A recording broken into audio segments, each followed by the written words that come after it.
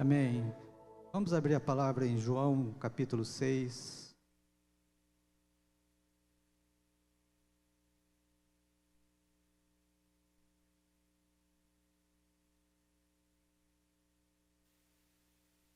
João 6:1.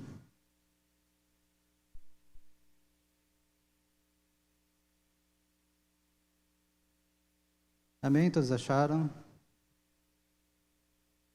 Depois disso, partiu Jesus para o outro lado do mar da Galileia, que é o de Tiberíades. E grande multidão o seguia, porque via os sinais que operava sobre os enfermos. E Jesus subiu ao monte e assentou-se ali com seus discípulos. E a Páscoa, a festa dos judeus, estava próxima. Então Jesus, levantando os olhos e vendo que uma grande multidão vinha ter com ele, disse a Filipe: onde compraremos pão para estes comerem?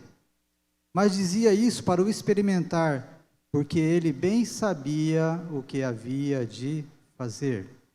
Filipe respondeu: 200 dinheiros de pão não bastarão para que cada um deles tome um pouco. E um dos seus discípulos, André, irmão de Simão Pedro, disse-lhe: está aqui um rapaz que tem 5 pães de cevada e 2 peixinhos. Mas o que é isso para tantos? E disse Jesus: mandai assentar os homens. E havia muita relva naquele lugar. Assentaram-se, pois, os homens em número de quase 5.000. E Jesus tomou os pães e, havendo dado graças, repartiu-os pelos discípulos, e os discípulos pelos que estavam assentados, e igualmente também dos peixes, quando eles queriam. E quando estavam saciados, disse a seus discípulos: recolhei os pedaços que sobejaram, para que nada se perca. Recolheram-se, pois, e encheram 12 cestos de pedaços dos 5 pães de cevada, que sobejavam os que haviam comido. Amém?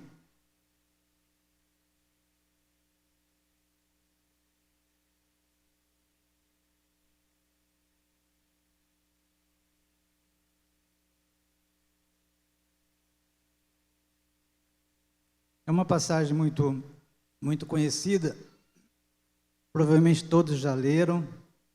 E nessa noite, o Espírito Santo colocou no meu coração uma palavra para compartilhar com vocês. Essa palavra é para quem precisa de uma multiplicação, de um milagre na sua vida nessa noite. Amém?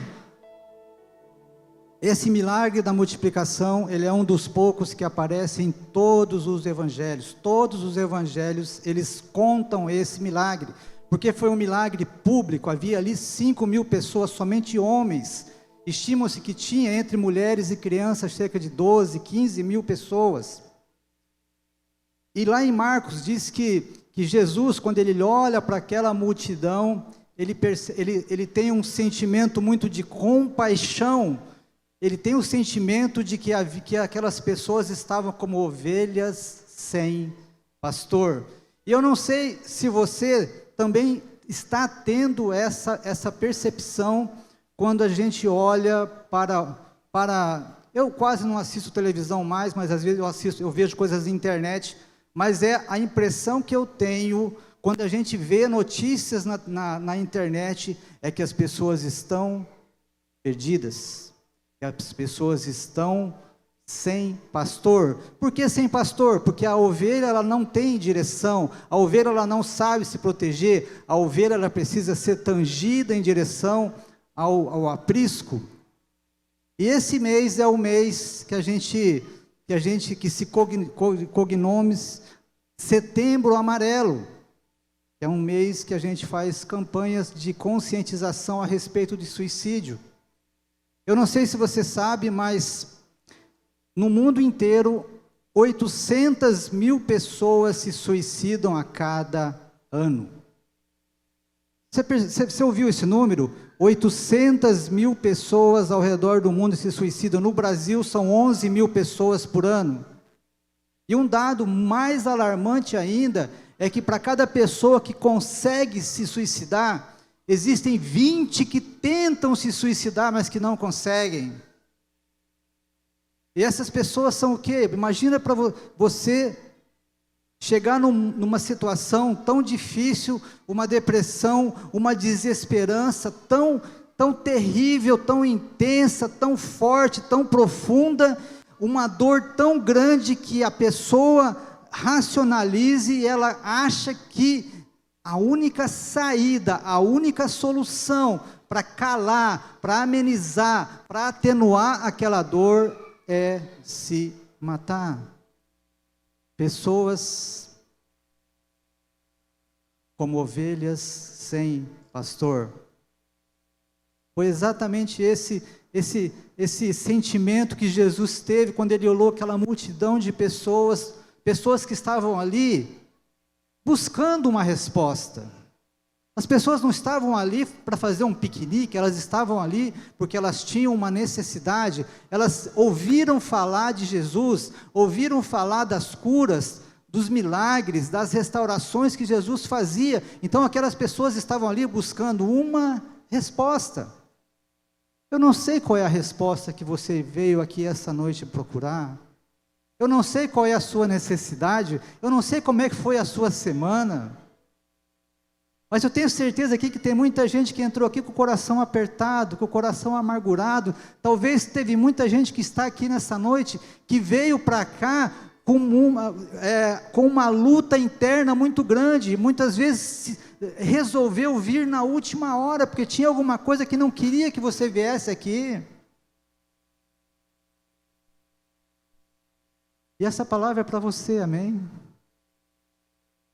E o Espírito Santo viu a tua dor, e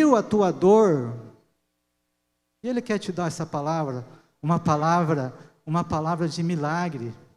Porque eu sei que existem situações na nossa vida que só o milagre de Deus para resolver a nossa situação. Eu sei que eu já vivi situações na minha vida que foi só a misericórdia de Deus. Eu sei que você também passou. Talvez esteja passando hoje, e eu vou te conduzir em direção a esse texto, para que você possa internalizar essa palavra, e pegar essa receita de bolo que Jesus ensinou a gente, para que você possa buscar o seu milagre em nome de Jesus. Então perceba que ali, eu vou me fixar em 3 personagens, de Jesus, o grande maestro, percebendo tudo o que estava acontecendo, e nós vemos então Filipe. Jesus chega para Filipe e fala: Filipe, as pessoas estão com fome, vamos dar de comer para esse pessoal. Perceba que nesse momento, toda vez, existe 2 maneiras para você conduzir a sua vida, preste bastante atenção nisso. Lá em Gênesis 1, quando Deus foi criar, Deus diz assim: no princípio Deus criou os céus e a terra, sim ou não? No princípio Deus criou o céu e a terra.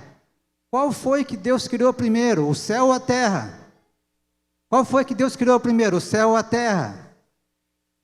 Então, existem 2 maneiras de você levar a sua vida. Você precisa entender que quando Deus cria o céu e a terra, Ele está colocando aqui uma hierarquia. Ou seja, o modo como você e eu, quando nós cristãos, levaremos a nossa vida, nós temos que estar olhando sempre para o céu, porque o céu é em primeiro lugar. É por isso que Jesus fala: olha, buscai primeiro o reino de Deus e a sua justiça, que tudo mais vos será acrescentado. Então existe 2 maneiras. Existe a maneira que você olha para a sua vida através das coisas de Deus, das coisas do céu, e existe a maneira terrena, onde você olha para baixo. Perceba que levar a sua vida baseada nas coisas da terra é um jeito complicado de viver, porque na terra nós estamos sujeitos a quê? Nós estamos sujeitos ao solo, nós estamos sujeitos à chuva, nós estamos sujeitos às pessoas. E quando nós levamos a nossa vida olhando para Deus, na atmosfera celestial, na atmosfera cristocêntrica, é uma atmosfera onde não existe carência, onde não existe escassez, onde não existe falta, porque é uma atmosfera de abundância. Por isso que Jesus fala: olha, eu vim trazer para vocês vida, mas não é uma vida qualquer, é uma vida em abundância. Então perceba que existem 2 maneiras de você levar a sua vida. colocando em prioridade primeiro as coisas de Deus, amém? As coisas do céu, primeiro o céu, depois a terra, Priorizar a terra é complicado, porque você vai ficar sujeito às intempéries da terra, sujeito aos humores, sujeito aos temperamentos, sujeito às pessoas ao seu redor. Então, Deus está falando para você, olha para mim, o autor e consumador da vossa fé. E aqui você percebe que Jesus está fazendo exatamente, toda vez que Jesus ele ia fazer um milagre, ele se dirigia para Deus, ele dirigia para o céu, porque é de lá que vem as coisas. Filipe, olha só, Filipe andava com Jesus, Filipe via muitos milagres que Jesus fez, mas ele ainda não havia internalizado essa visão cristocêntrica. Por quê? Quando Jesus disse para ele, vamos comprar comida, Filipe então olha com os óculos terrenos e diz assim, Jesus, o senhor pirou? Nós estamos no meio do deserto, nós não temos um centavo furado, não tem padaria, não tem iFood, não tem nada aqui, nós vamos comer aonde, vamos comprar aonde? Manda esse povo embora. Percebe como que a maneira que Filipe analisa, ele estava errado? Não, ele estava fazendo uma análise nua e crua. Ele pegou a calculadora lá e fez, nós íamos precisar de 200 denários.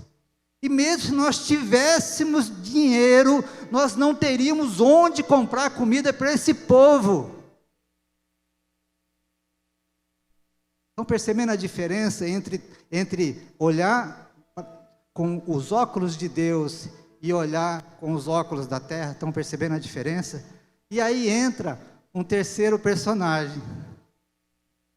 Eu não sei como que ele chegou.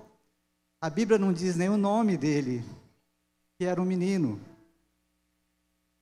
E o que esse menino fez?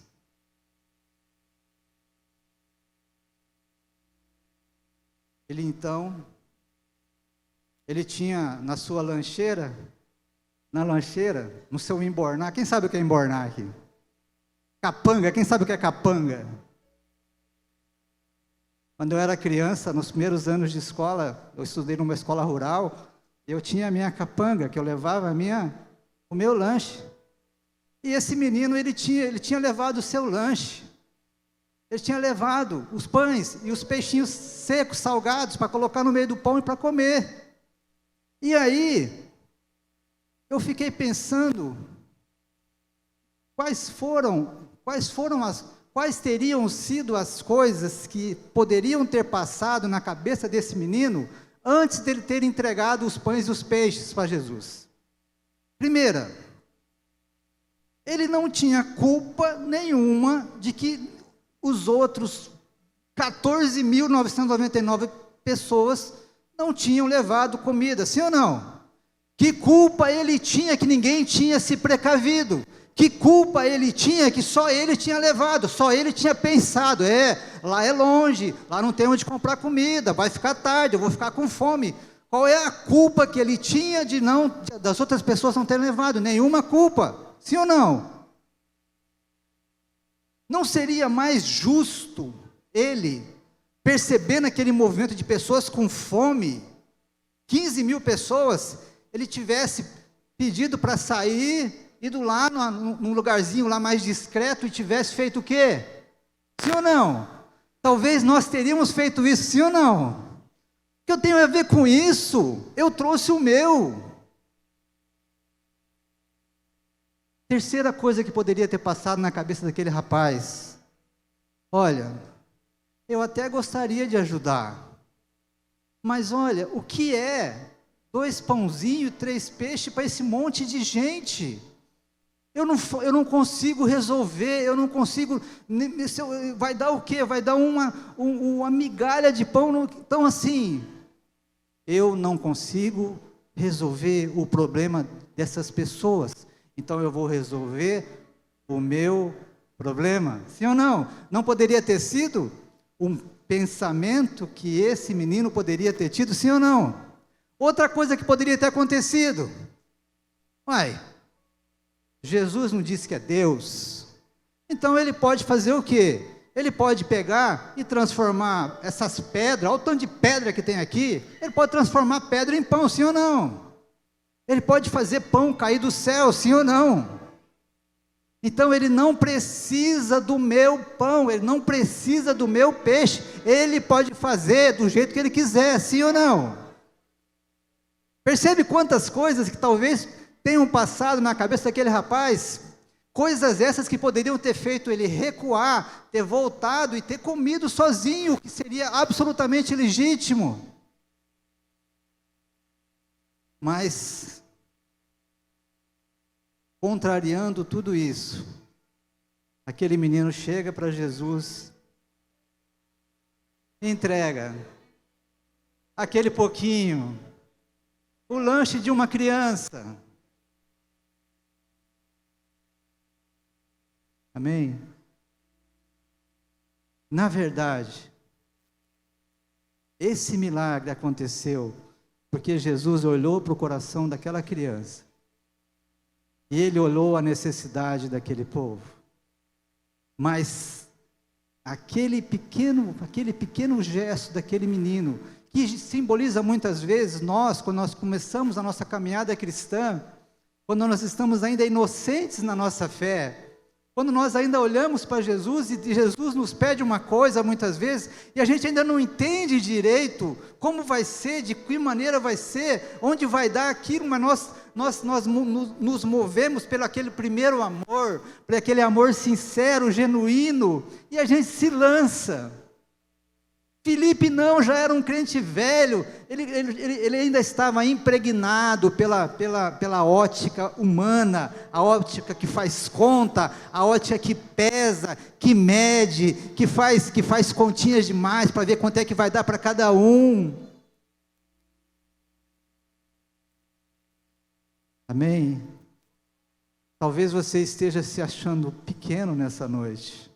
Talvez você esteja olhando para o problema da sua vida, da sua família, e você fala, puxa, mas olha, eu não posso fazer nada, eu sou o menor, eu não sei falar, eu não sei pregar, eu não sei nada. Mas eu quero dizer para você que o milagre que você precisa, a matéria-prima do início desse milagre já está na sua mão. A matéria-prima desse milagre já está na sua casa, já está na sua alma, já está. Então não despreze as coisas poucas que Deus está colocando na sua mão.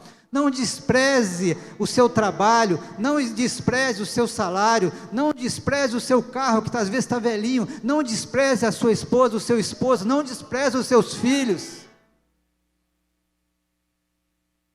Jesus não precisava daqueles pães para fazer o milagre, sim ou não? Mas aprove ao Senhor precisar colocar em nós essa centelha para deflagrar o milagre na nossa vida. Ele aprove ao Senhor que nós sejamos participantes também das coisas boas. Se você volta lá no Antigo Testamento, você vê a viúva de Sarepta. Elias chega, a viúva só tinha o quê? Um bolinho e um pouquinho de azeite. Ela falou, olha profeta, nós vamos fazer esse bolinho aqui, nós vamos morrer, porque não tem mais nada. Era um bolinho, um pouquinho de azeite. Mas o que ela fez? O que ela fez com aquele pouquinho de azeite, aquele pouquinho de farinha? Ela fez o bolinho e deu para quem? Deu para Elias. Percebe, foi exatamente o que o menino fez. Ele deu tudo que ele tinha. Porque na lógica cristocêntrica, as coisas são totalmente fora da lógica. Qual é a lógica do reino? Quem quer ser o maior, que seja o menor. Quem quer ser servido, que primeiro sirva. Se você quer receber, você primeiro tem que dar.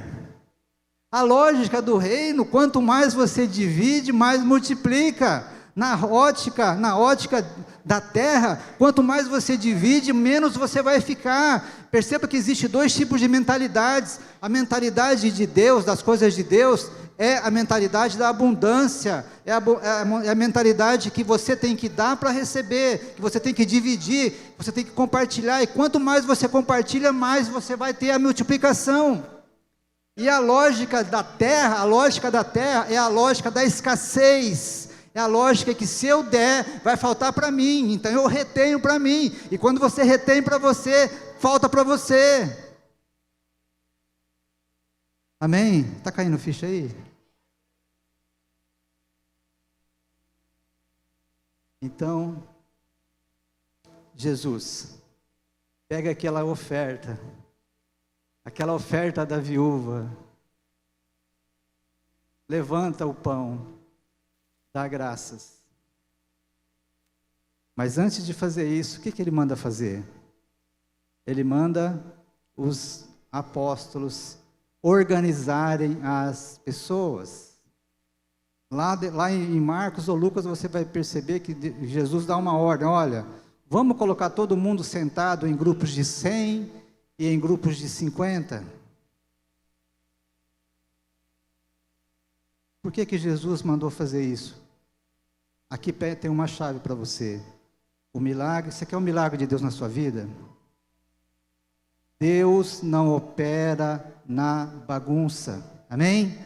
Deus não opera na desorganização, Deus não opera na impaciência, Deus não opera na ansiedade, Deus não opera no desespero. Não pense que a sua impaciência, a sua ansiedade, o seu desespero vai mover a mão de Deus mais rápido. Não vai acontecer.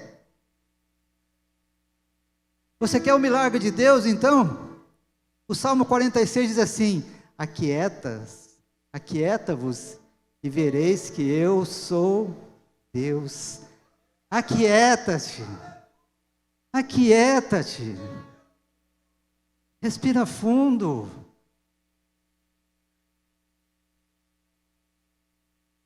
Eu gosto muito daquela passagem quando o povo está na frente do Mar Vermelho e o faraó está vindo e o povo fica todo angustiado, vai pressionar Moisés.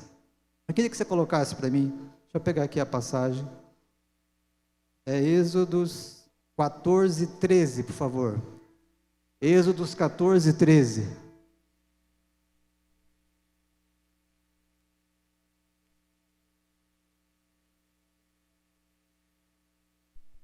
Moisés disse, porém, tem um negocinho que está atrapalhando, tira por favor.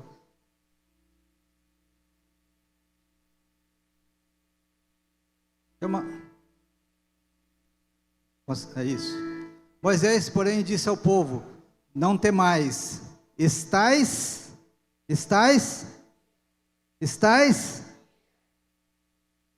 e vede o livramento do Senhor, que hoje vos fará, porque os egípcios, pode continuar, o Senhor pelejará por vós, e vós vos calareis. E disse o Senhor a Moisés: por que clamas a mim? Dizes aos filhos de Israel que marchem. Pode continuar. Amém? Você quer ver o milagre de Deus na sua vida? Organiza a sua casa, organiza as suas emoções, organiza as suas finanças, organiza as suas prioridades. E aquieta o seu coração. Aquieta seu coração. Jesus então pega, levanta o pão e dá graças. Dar graças, às vezes é muito fácil a gente dar graças a Deus numa mesa farta, num banquete de domingo, né? Aquela picanha, aquela costela, né, que o pastor gosta, né? Mas eu quero perguntar para você, e na escassez, você consegue dar graças? E na dificuldade, você consegue dar graça? E quando você está comendo comida russa, Roscovo consegue dar graça? Você quer um milagre na sua vida? Dê graças. A Bíblia fala, em tudo dai graças. Em tudo dai graças. Perceba que a mentalidade de cristocêntrica, ela não olha as situações com os olhos naturais. Se você conseguir cultivar essa mentalidade, não haverá escassez para você. Agradeça. Tenha um coração grato. Tenha um coração grato. Jesus deu graças, repartiu e começou a distribuir os pães. E sobraram 12 cestos cheios.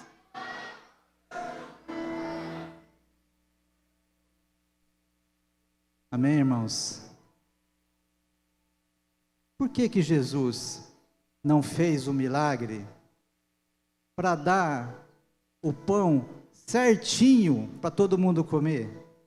Por que precisava sobrar 12 cestos? Já parou para pensar nisso? Jesus está mandando dizer para a gente que Ele é poderoso para fazer infinitamente mais do que pedimos e sonhamos. Infinitamente mais do que pedimos e sonhamos. Infinitamente mais do que pedimos e sonhamos. A sua medida, ela é recalcada, ela é transbordante.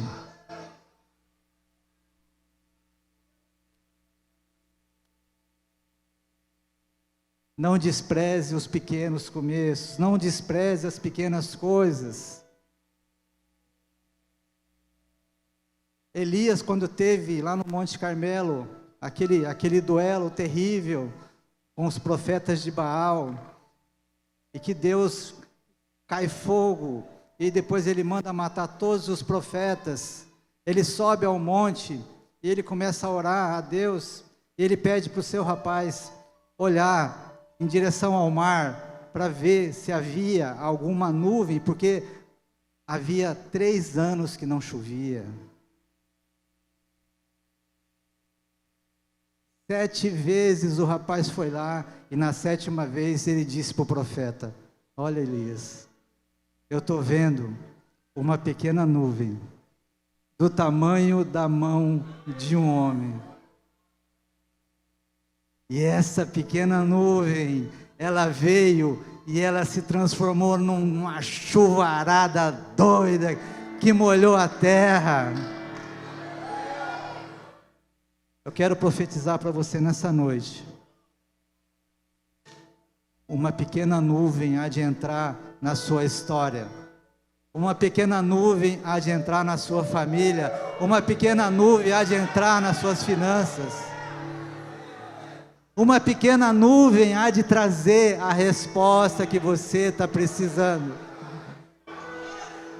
Cultive a ótica do reino. Na ótica do reino não tem escassez. Na ótica do reino sai água de rocha. Na ótica do reino, pedra pode virar pão. Na ótica do reino, morto ressuscita. Na ótica do reino, cego de nascença vê. Amém? Você quer um milagre da multiplicação? Entenda que o milagre acontece quando a tua força, quando a tua lógica, quando a tua inteligência já não dá mais conta. Se você está numa situação assim que você fala: eu cheguei no fundo, eu não consigo fazer, é nesse momento que Deus vai começar a operar. Então, se você está nessa situação, se alegre, porque nesse momento Deus vai começar a agir na sua vida. Amém? Que Deus abençoe. Eu vou passar a palavra para a pastora, em nome de Jesus.